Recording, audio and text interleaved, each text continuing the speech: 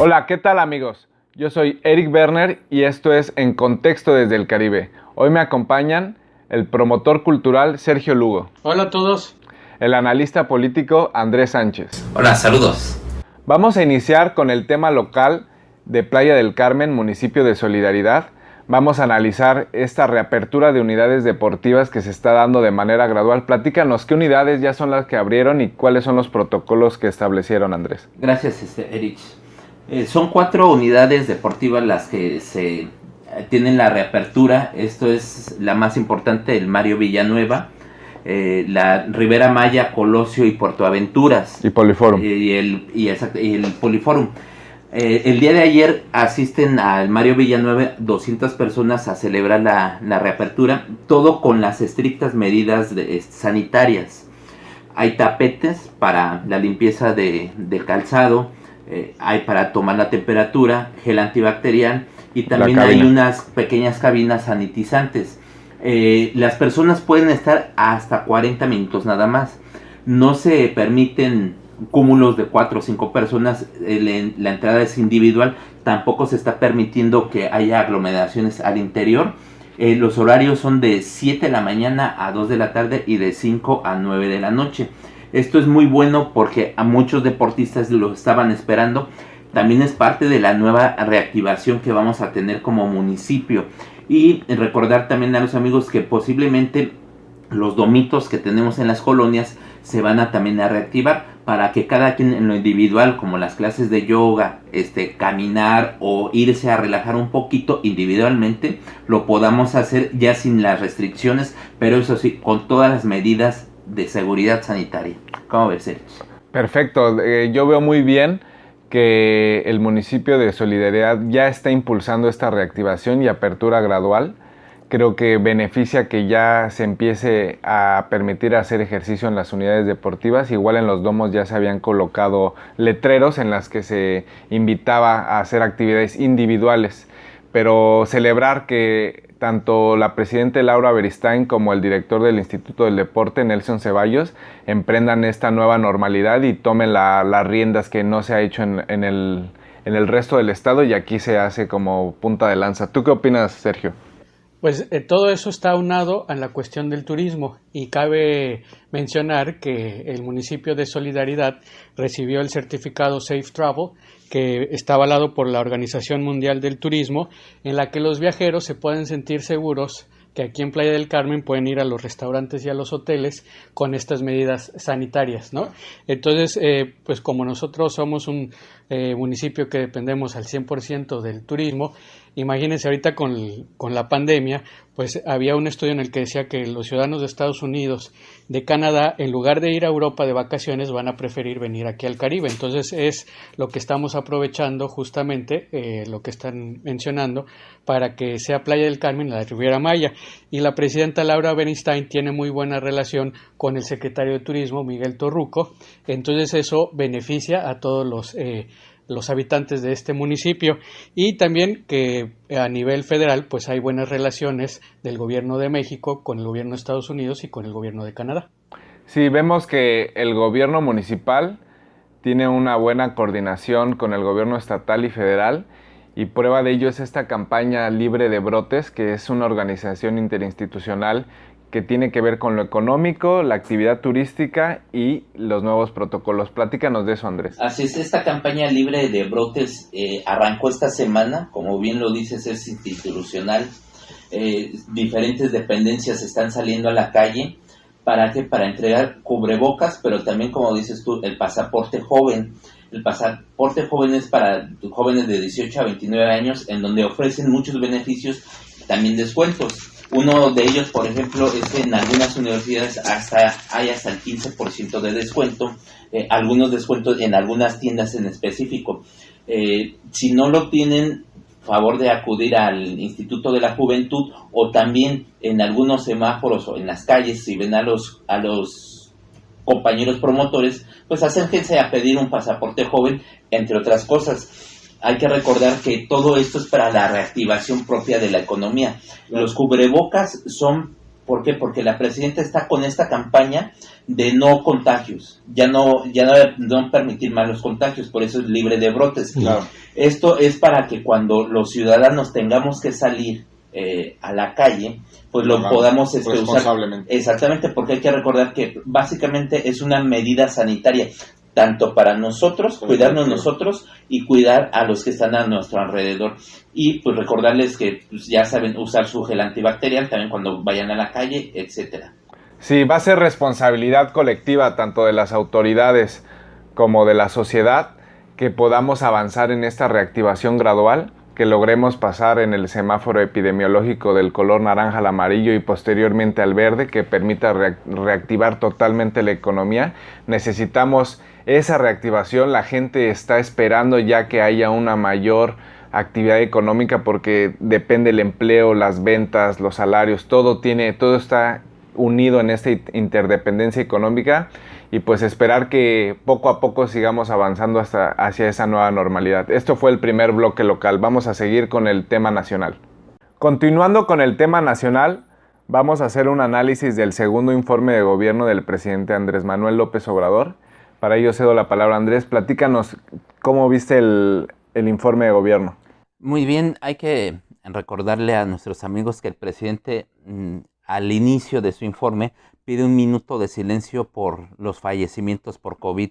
Y en ese sentido hay que recordar que dentro de las actividades que ha hecho el presidente es el tratado entre Argentina y México para la vacuna de COVID.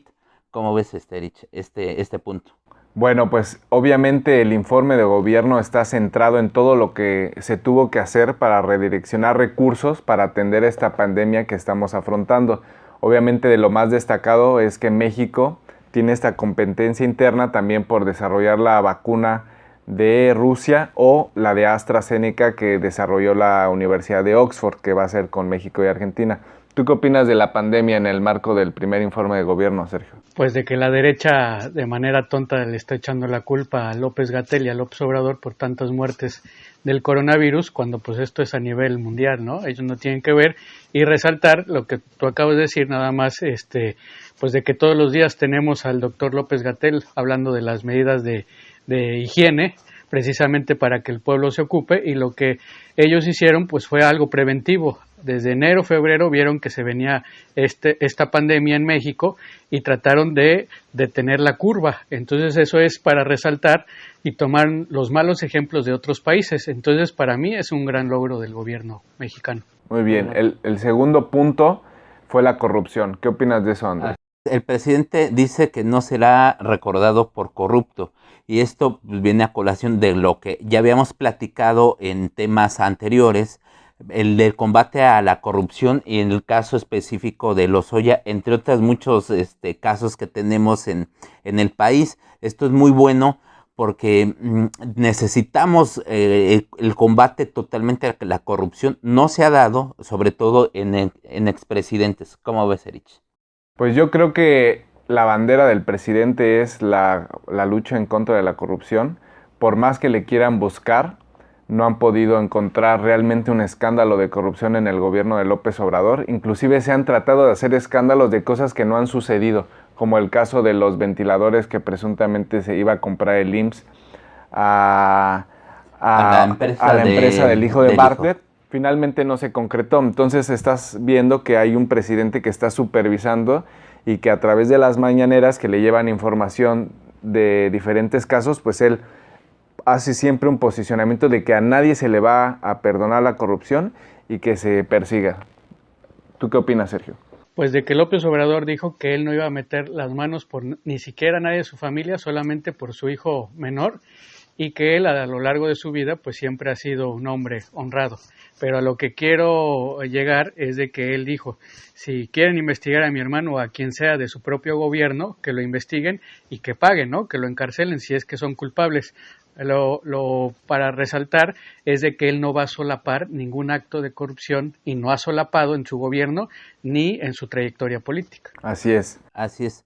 Otro punto es la buena relación económica y con la iniciativa privada. Y aquí con la parte de economía hay que recordar que el presidente lo que hace es hacer una serie de paquetes de beneficios económicos para las microempresas. Ya no se beneficia o al rescate a los bancos, a las grandes empresas como anteriormente se hacía.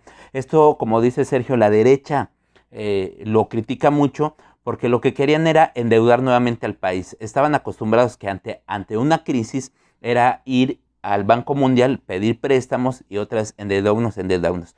Por primera vez el presidente dice no a las grandes empresas, vamos a beneficiar directamente al pueblo. ¿Cómo ves, Erich? Mira, yo creo que definitivamente el país está en una crisis. Hubo un incremento del desempleo, obviamente, por la pandemia. La situación es compleja, pero vemos indicadores que son alentadores. Por ejemplo, el tipo de cambio entre el peso y el dólar se ha mantenido, inclusive bajó esta semana, está sobre los 21 pesos con 50 centavos, cosa que podría haberse esperado que se disparara la inflación, no ha sucedido. Yo veo a un López Obrador políticamente muy fuerte, con un respaldo popular tremendamente fuerte, y pues prueba de ello es que no hay marchas, no hay una desestabilización del país a pesar de la crisis que sí existe. Estamos viendo que hay un liderazgo político que ha sabido dirigir, inclusive él se autonombró como el mejor gobierno en las peores circunstancias, y definitivamente yo creo que sí es un buen gobierno, a pesar de la marea y el contraviento y marea se está saliendo adelante. ¿O tú qué opinas, Sergio? Bueno, hay que mencionar que López Obrador no rompe con el capitalismo, pero sí es antineoliberal. ¿En qué sentido? De que ahora él está apoyando a la clase obrera, la clase campesina y a los estudiantes por medio de becas, por ejemplo, o tantos servicios y beneficios que tiene, pero lo que él quiere hacer es de la clase social más baja, los quiere empoderar, porque la alta burguesía son los que van a hacer los golpes de Estado, como ha sucedido en América Latina. Entonces, quien va a salvar a López Obrador va a ser el mismo pueblo, ¿no? Si hay algún enfrentamiento, es el mismo pueblo de la clase obrera y campesina y estudiantil son los que lo van a defender. Entonces, aplaudo que López Obrador sea antineoliberal, igual que yo. Pues antineoliberal, de cierta forma, pero mantuvo muchas cosas del modelo anterior también para garantizar estabilidad. Yo creo que es un híbrido el modelo que está utilizando, pero continuemos con el análisis. Hay que rescatar la buena amistad entre México y Estados Unidos. Recientemente acaba de ir el presidente a estrechar nuevamente ese vínculo histórico que tenemos. Dependemos económicamente de Estados Unidos.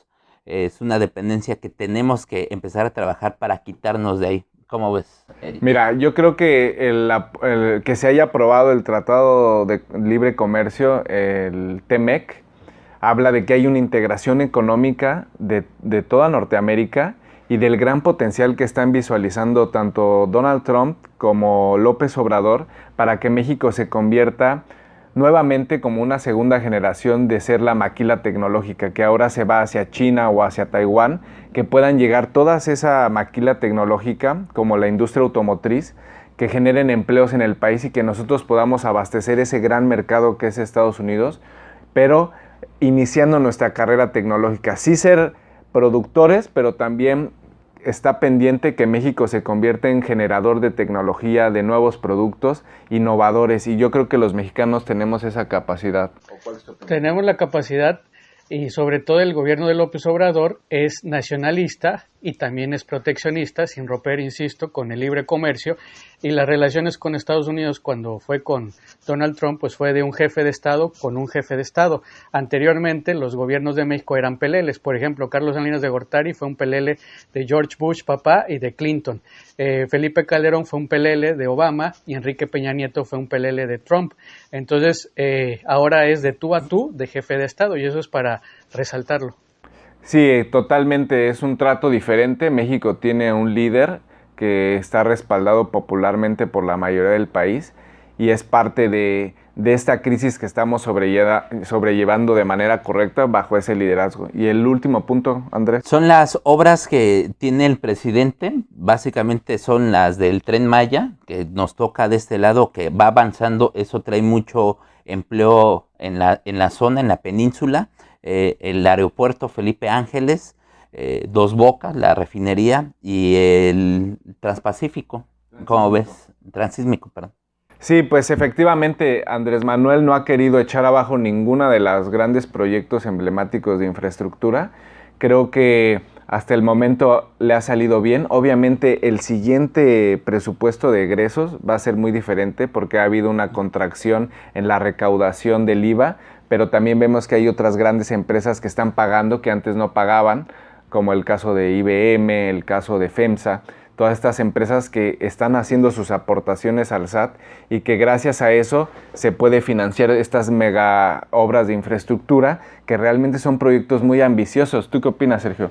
Pues de una forma para que el país tenga desarrollo es creando fuentes de empleo y como lo está haciendo López Obrador con estas mega obras, que lo que está resaltando es siguiendo el camino de la Revolución Mexicana que hizo Lázaro Cárdenas, fomentó, por ejemplo, muchos ferrocarriles, pero para el beneficio del pueblo, a diferencia de lo que hizo Porfirio Díaz, que muchos dicen es que él desarrolló el país, pero lo hizo para una élite, nada más una pequeña burguesía. López Obrador es antiporfirista, igual que yo, entonces resalto que ahorita estas obras lo está haciendo con beneficio social.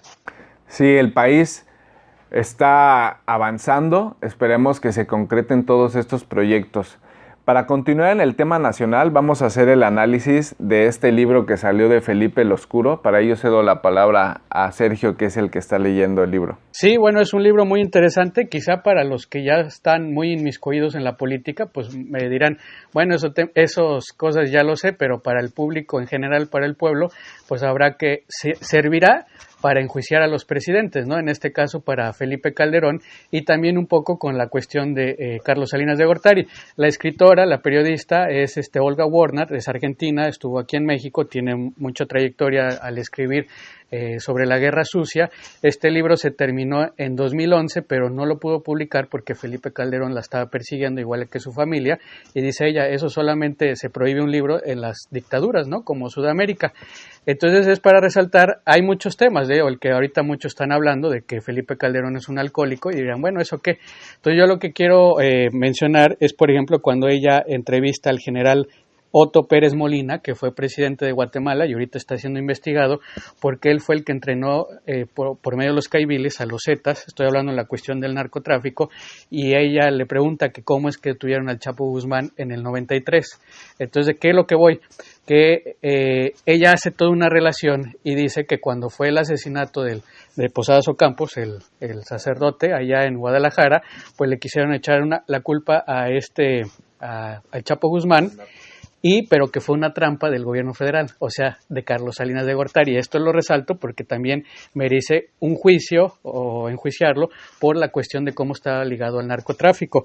Ahí, y también lo que quiero resaltar con este libro, de cómo, y que yo soy anticlerical, cómo la religión católica estaba metida en el PRI y cómo estaba metida en el PAN. Por ejemplo, aquí menciona de que el nuncio apostólico Girolamo Prigione, y todos le decían Prigione con PRI porque era muy cercano a Carlos Salinas de Gortari, se acercó a Arellano Félix a decirle que él no había sido, ¿no?, lo del asesinato de Posadas Ocampo.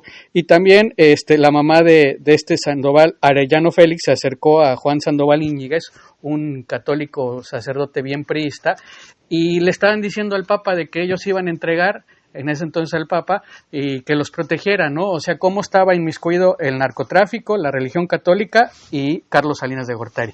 Viene con Felipe Calderón, protege al Chapo Guzmán, Genaro García Luna, entonces empieza a eliminar a todos estos personajes que son opuestos al cártel de Sinaloa, y es donde Olga Warner llama que fue un narcoestado. Entonces ahí también explica de que el miedo de esta Margarita Zavala era de que enjuiciaran a Felipe Calderón, como por ejemplo en el caso de Zedillo, que lo están señalando, pues fue el autor intelectual de la masacre de Actial, ¿no? Y en estos días, gracias a Alejandro Encinas, van a pedir perdón por la masacre que hizo Zedillo. Entonces, eso es para resaltar y que la gente, pues que no piense que el libro nada más es para mencionar de que Felipe Calderón un frustrado, un alcohólico, que eso sí es verdad, sino que vayamos al fondo de esto. Y este libro va a servir porque ella dijo que todo lo que está poniendo acá lo guardó en las conversaciones, los tiene guardado y no es ningún chisme. Entonces, yo quiero que la gente lo lea, o por lo menos la reseña, yo todavía no termino el libro. ¿Para qué? Para que sirva como argumento de que el pueblo firme en el juicio contra Felipe Calderón y contra Carlos Salinas de Gortari. Claro, pues esto va de la mano con que el INE recientemente está discutiendo la aprobación del partido de Felipe Calderón México Libre, que recibiría 168 millones de pesos de concretarse su registro. Entonces, pues obviamente este señor, este dipsómano que creó una guerra contra el narcotráfico por beneficio hacia un cartel sin ninguna visión de Estado, como dice la periodista, un narcoestado, ¿cómo es posible que el Instituto Nacional Electoral de Lorenzo Córdoba esté analizando entregarle un partido político? ¿Tú qué opinas, Andrés? Esto es incongruente ahora sí que en un país como México. Desgraciadamente en México de la corrupción es posible, lo estamos viendo. Yo creo que trae ahí un trato oculto entre Córdoba y Felipe Calderón. Por otro lado, a lo que comentaba Sergio de Encinas, el día de ayer precisamente ya salió Alejandro Encinas a pedir esa disculpa junto con los compañeros de Actial. Se espera que no se vuelva a repetir estos errores en un estado como el de México y sobre todo no someter, porque ahí dicen que desgraciadamente Zedillo lo llegó a someter. Esto es incongruente en un país como el que tenemos. Esto está cambiando, por eso es la cuarta transformación. ¿Cómo ves, Erich? Mira, yo pienso que definitivamente tiene que haber un cambio en las instituciones, aceptar estos antecedentes históricos que sembraron al país de forma negativa, y yo veo correcto que se empiece a reescribir la historia, sobre todo desde hace 20 años, en sexenios de Salinas, de Calderón, de Zedillo, todos estos sucesos que sembraron la psique colectiva y que no se han transparentado o no han quedado bien resueltos. Entonces yo veo positivo eso. Otro de los temas, ¿tú quieres comentar? Comenta. Rapidísimo, que en el libro menciona ahí Olga Warner, que entrevistó a Arturo Farela Gutiérrez, que era de la Confraternidad de Iglesias Cristianas y Evangélicas. Él decía sobre Felipe Calderón, pero a lo que quiero llegar es de que menciona a Rosy Orozco, que a través de la Casa sobre la Roca tenía centros de adicciones, pues, según Felipe Calderón quiso hablar Centros de sobre rehabilitación. Pero como eran cristianos, entonces casi te vendían las indulgencias, ¿no? O sea, te vas a rehabilitar y pues dame una lana y te perdona Dios. Entonces lo que quiero llevar es cómo mezclaron la religión católica y cristiana en el gobierno, ¿no? Ahora se supone que somos un gobierno laico, somos juaristas, entonces debemos separar esto totalmente. Y también menciona en el libro, muchos jovencitos no saben que en el 2009, 49 niños murieron en una guardería, la famosa guardería ABC. Una de las dueñas era Marcia Gómez del Campo, prima de Margarita Zavala. Entonces, para que la gente, si ahora le dan el registro al Partido México Libre, pues no piense que Margarita Zavala es una santa. Sí, obviamente de lo peor que podría pasar es que se concrete este partido. De verdad que son unos genocidas, tanto Felipe Calderón como su esposa corresponsable por tratar de impulsar este partido con el dipsómano de su esposo. Pues hasta aquí llegamos con el tema nacional. Continuando con el tema internacional, vamos a analizar las declaraciones que realizó el presidente López Obrador sobre que el Departamento de Estado de los Estados Unidos, a cargo de Mike Pompeo, estaba financiando un ataque mediático en contra del proyecto del Tren Maya, al igual que empresas como Ford. Entonces ahí vemos el doble racimo que está jugando Estados Unidos, primero con Trump, dando la buena cara a México, pero por la espalda está Mike Pompeo operando una desestabilización entera de la región. Vemos en México, en Venezuela, que también se viene fuertísimo. Ahorita él acusó de que había un atentado en contra de su vida. ¿Tú qué opinas, Sergio?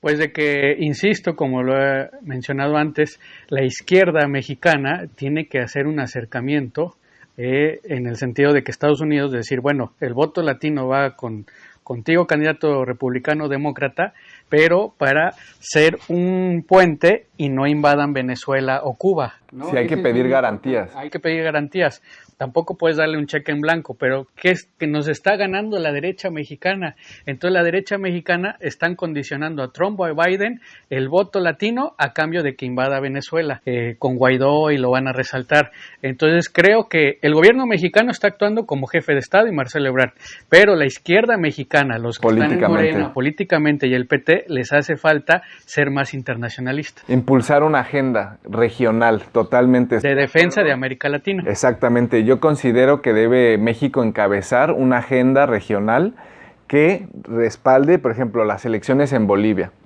que no haya una intervención en Venezuela y el embargo económico en Cuba. O sea, esas deberían ser los tres elementos diplomáticos de México para tenerlos como barrera de contención de que no estén afectando al país. ¿O tú qué opinas, Andrés? Fíjate, es cierto, ahorita Estados Unidos está sumamente enojado, molesto con Argentina por este nuevo tratado que hace Argentina con China. Desplaza ya a Brasil. Brasil, como sabemos, es por parte de la derecha. Entonces, ahí ya esto nos da luz, una buena luz para las izquierdas en Latinoamérica. Pero analizando el tema que dices, volvemos a lo mismo. Desgraciadamente, la parte de las izquierdas en toda Latinoamérica, hay veces como que se quedan un poco dormidas, como que no tomamos en consideración todo lo que está pasando a nuestro alrededor, nos relajamos muchísimo, pensamos que porque ya llegamos al gobierno, ya todo es paz, tranquilidad y armonía. No, es cuando las derechas se ponen mucho más agresivas. Es verdad, hay que tener en cuenta que ahorita que tenemos un gobierno progresista en México, hay que aprovechar para avanzar en una agenda internacional. Vamos a aprovechar este espacio del tema internacional para hacer un análisis de lo que sucedió en la mesa directiva al elegir al PRI en la conducción del último año legislativo. Para ello cedo la palabra a Sergio. Bueno, también para que me entiendan un poco mejor, vean los programas anteriores, entiendan el contexto, pero aquí por ley se tenía que elegir en la tercera fuerza, el tercer año legislativo, al partido que fuera la tercera fuerza.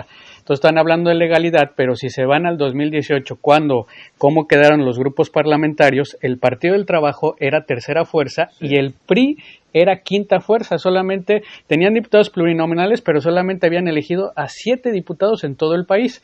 Entonces muchos dicen, si se respetara la legalidad sería distinto. Pero ¿qué es lo que hizo el PT? Le cedió diputados a Morena para que tuviera la mayoría y tuviera la Junta de Coordinación Política con Mario Delgado, y ahora lo que están diciendo es de que Morena le hubiera dado al PT más diputados porque estaban parejos hace unos días, 46 el PT, 46 con el PRI. Pero ¿qué pasó con el PRI? 4 diputados del PRD se fueron por unas horas, se prostituyeron, como acá el de Quintana Roo. Chucho Pol. Sí, se prostituyeron, y un hermano de Jesús Ortega se van al PRI por unas horas, llegan a 50 y entonces desafortunadamente muchos diputados de Morena dicen, no, pues el PRI es tercera fuerza, y votaron para que Dulce María Sauri Riancho, de la Casta Divina de Yucatán, presidiera la mesa directiva. La otra opción era la izquierda con Gerardo Fernández Noroña. Entonces, muchos dicen, ¿por qué Morena no le cedió diputados? ¿Por qué? Porque ahorita la Junta de Coordinación Política para mí no es tan importante, porque la mesa directiva en el tercer año, que vienen las elecciones en el 2021, era simbólico que lo tuviera alguien de izquierda, claro, porque es el mensaje que tú le vas a dar a la ciudadanía. Entonces, ahora el pueblo está confundido y va a decir, bueno, ¿por qué diputados como Luis Alegre votaron a favor del PRI? O Tatiana Cloutier, o Mario Delgado, etcétera. Entonces, creo que ahí no fue traición, pero fue falta de estrategia al decir, bueno, vamos a Morena, le regresamos la cortesía al PT, le damos 51 diputados y que presidan la mesa directiva. Yo creo que a muchos les tuvo miedo Gerardo Fernández Noroña porque iba a ser la catapulta para su candidatura presidencial en el 2024. Pues muy importante lo de la mesa directiva. ¿Tú qué opinas, Andrés? Fíjate que ahí yo voy ahorita a causar un poco de controversia, que como dice Sergio, muy asertivo, hay diputados que se prostituyeron, etcétera. Pero aquí no sería lo mismo, si se hubieran ido diputados de Morena al PT, por ejemplo. Ya sabemos que les dio, pero aquí se está jugando. Desde un inicio el PT hizo esta maniobra, ¿no? Entonces, yo estoy a favor de que hubiese estado Gerardo, pero hay que hacer un buen análisis. Realmente fue una jugada política, una mala estrategia política. Creo que más bien ahí fue una mala estrategia política por parte de la izquierda, no le supieron medir. Era importante que nosotros como izquierdistas hubiésemos presidido la mesa directiva, por supuesto, pero esto nos da una buena enseñanza, que esperemos que para el siguiente periodo electoral 2021-2024 no pase lo mismo. Pues yo también me hubiera gustado que llegara Gerardo Fernández Noroña a la presidencia de la mesa directiva. Le hubiera dado un cambio total al poder legislativo, porque él ha sido de los pocos legisladores que han tenido la capacidad argumentativa y la calidad moral para inclusive contraponerse contra el presidente. Entonces, obviamente, esto le hubiera dado una autonomía verdadera al poder legislativo con Fernández Noroña. Lamentablemente, jurídicamente no hubo ningún argumento, es falso que haya sido jurídico. Esto fue un bloqueo político por parte de Morena al PT y a Fernández Noroña, con todas sus letras. Entonces, pues desafortunadamente el Senado quedó en manos de un ex del Partido Verde, que era cercano a Manuel Velasco, y la Cámara de Diputados quedó en manos del PRI. Entonces, ahí estamos viendo que necesariamente necesita el pueblo exigir a sus legisladores para que no actúen por dedazo o por designio presidencial, sino que respondan al soberano que es el pueblo de México. Y perdón, y que mencionas del presidente de la mesa directiva, pues fue presidente municipal en Comitán, Chiapas, después fue diputado local, diputado federal por el Verde, secretario de gobierno con Manuel Velasco, y de repente de la noche a la mañana se purifica y ya es de Morena y ahora es el presidente de la mesa directiva por Morena. Aquí estamos viendo que el Partido Verde tiene poder, sabemos que tiene posiciones ahora estratégicas, seguramente va a ir por más. Aquí en Cancún vemos que gobiernan detrás de Mara Lezama y obviamente vamos a seguir viendo cómo es el avance y pues exigir que haya una purga en Morena y que se posicione el PT, o en las siguientes elecciones pues ya decidirá el pueblo de México por quién vota. Sí. Pues eso fue todo en el programa número 7. Hasta la próxima, en Contexto desde el Caribe.